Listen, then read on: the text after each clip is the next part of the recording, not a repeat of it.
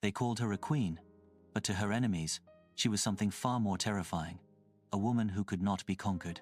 A leader who stood against one of the most powerful empires in the world. And some say, a queen who fought with magic. Her name was Yaa Asantewaa, the warrior queen of the Ashanti Empire in what is now Ghana. At the dawn of the 20th century, the British Empire was determined to crush the Ashanti and seize their most sacred treasure, the Golden Stool, a symbol of their soul, their unity, their entire kingdom.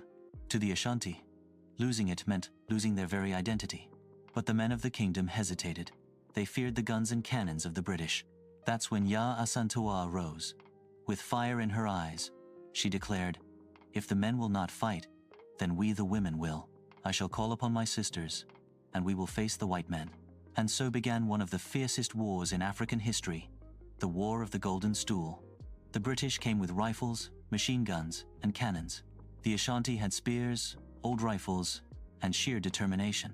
Yet Yaa Asantewaa rallied her people with courage that seemed unshakable. To her warriors, she was more than a queen, she was a shield, a living symbol of their ancestors. Some say she fought with magic, that bullets could not touch her, that when the British fired, their shots missed as if an invisible wall stood around her. Stories spread of her chanting spells, calling upon the spirits of the land, and giving her people the strength of 10 armies. Whether magic or not, the effect was the same. The Ashanti fought like lions. For months, they resisted.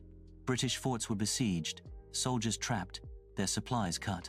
The empire that had crushed nations was shaken by the spirit of one woman. But guns and cannons are merciless. Slowly, the Ashanti lines broke. Betrayal weakened their fight, and at last, the British captured Yaa Asantewaa. She was exiled, taken from her land, never to return. Yet even in defeat, her name lived. She had done what kings had failed to do. She united her people, stood unbroken, and wrote her name in fire across history. To this day, in Ghana and across Africa, Yaa Asantewaa is remembered not as a prisoner, but as a queen who dared to fight empire with nothing but spears, courage, and the power of belief. Her story is proof that sometimes the sharpest weapon is not steel or magic, but the will to never bow. This is the story of Yaa Asantewaa, the queen who fought the British with magic and spears. Subscribe to Dark Africa Files for more untold stories of Africa's fearless legends.